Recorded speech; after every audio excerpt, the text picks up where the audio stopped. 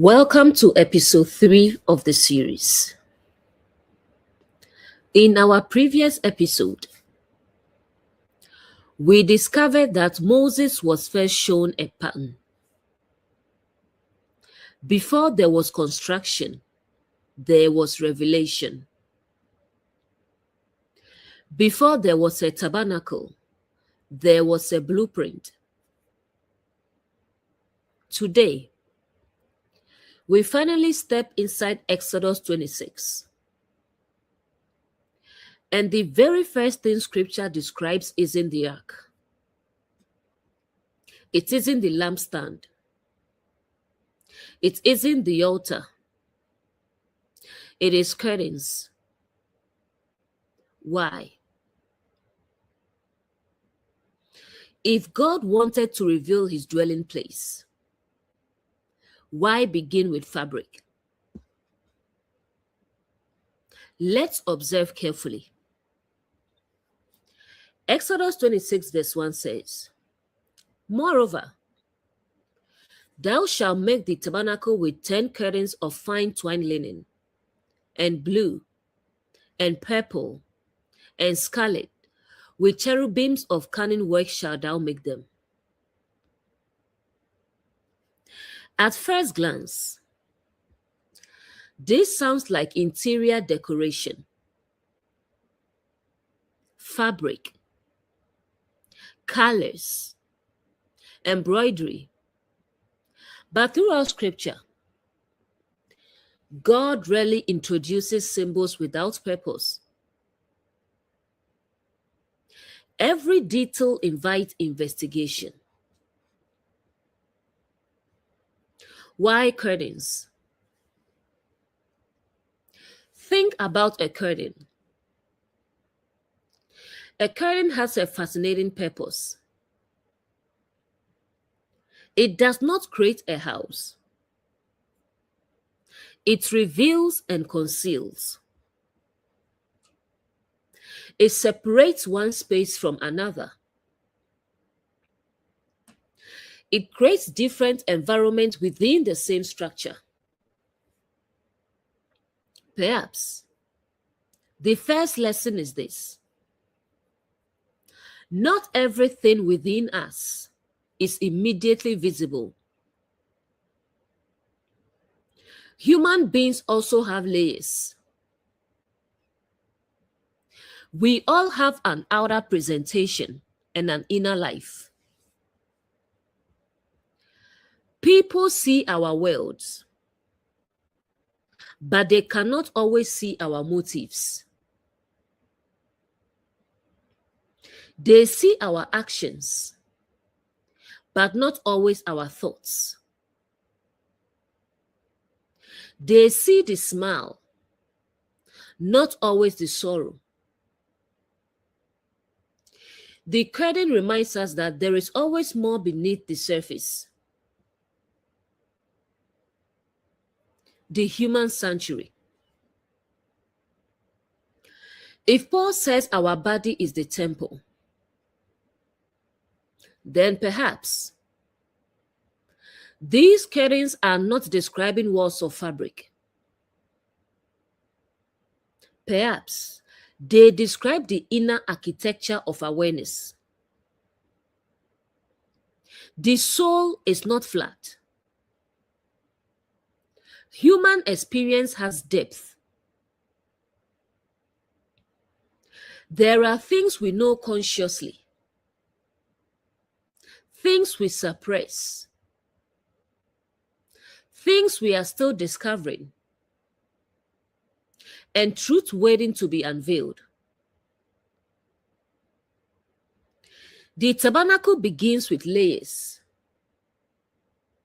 because human beings experience life through layers. Transformation is often the gradual unveiling of those layers. The first material mentioned is fine linen. Throughout scripture, clean linen repeatedly symbolizes righteousness,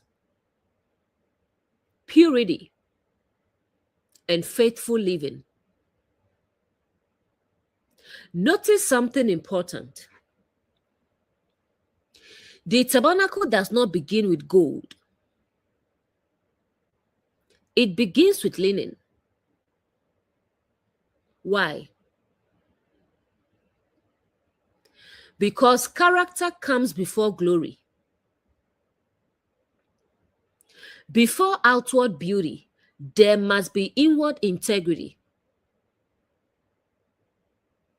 Truth has something to rest upon. This mirrors the teachings of Jesus. He repeatedly addressed the condition of the heart before outward appearance. Let's look at the first color. The first color mentioned is blue. Throughout scripture, blue is consistently associated with heaven, not merely as a location, but as that which lifts our awareness toward God. Think about Numbers 15. Israel is instructed to place a blue cord on their garments. Why? So that whenever they looked upon it, they would remember. Blue became a visual reminder to remain aligned with God's ways. The blue in the tabernacle reminds us that the human sanctuary was created to remain consciously connected to the source. Next color, purple. Purple has long been associated with royalty. But what kind of royalty? Not domination, responsibility. Peter calls believers a royal priesthood. Royalty in scripture often points to mature stewardship, the ability to govern oneself before attempting to govern anything else. The true king first rules the kingdom within. Next is scarlet. Scarlet immediately reminds many people of sacrifice. But what is sacrifice ultimately for? Throughout scripture, sacrifice is connected with life,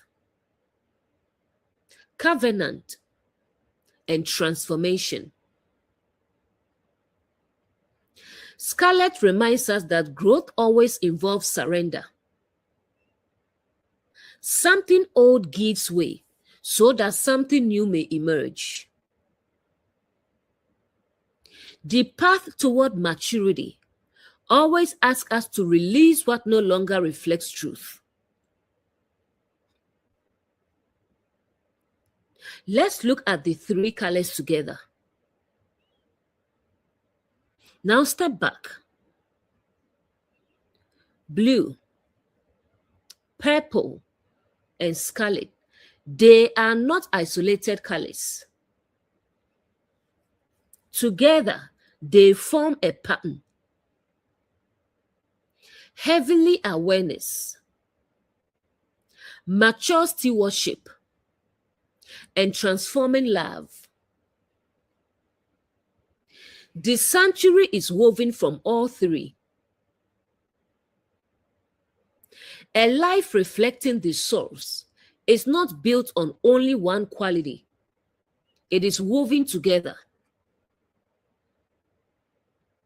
Just as fabric gains strength by interweaving many threads, human character becomes strong through the integration of truth, wisdom, compassion, humility, and love. Next is the cherubim. Then something unexpected appears. The cherubim. Most people imagine winged beings. But throughout scripture, cherubim consistently appear wherever sacred space is being guarded. After Eden, cherubim guard the tree of life. Upon the ark, cherubim overshadow the mercy seat. Here, they are woven into the curtains themselves. Perhaps they symbolize discernment, not allowing everything to enter the inner sanctuary. Just as we protect our homes, we are called to guard our inner life. Not every idea deserves residence. Not every voice deserves authority. Discernment becomes a guardian of the sanctuary. Notice one final detail. Nothing is added afterward. Everything is woven together from the beginning. Character cannot simply be painted onto the surface. It must become part of who we are. Truth is not decoration. It is woven into our lives through daily choices, habits, and relationships. Think about your own life. What have you allowed into your inner sanctuary? What thoughts have become woven into your identity? What beliefs quietly shape the way you see yourself? Every day, we are weaving something. Fear or trust, bitterness or forgiveness, pride or humility. The question is not whether we are weaving. The question is, what are we weaving? As we close the episode, we see that Exodus does not begin the tabernacle with gold. It begins with fabric. Because before the sanctuary could contain the presence, it first needed to be woven. The same is true of us. Long before our lives reflect divine light outwardly, something beautiful is quietly being woven within. Next time, we'll continue deeper into Exodus 26 as we explore why there were 10 curtains joined together as one. Were they simply pieces of fabric? Or do they reveal another pattern about unity, wholeness, and the formation of the living sanctuary? Until then, enjoy the rest of your day.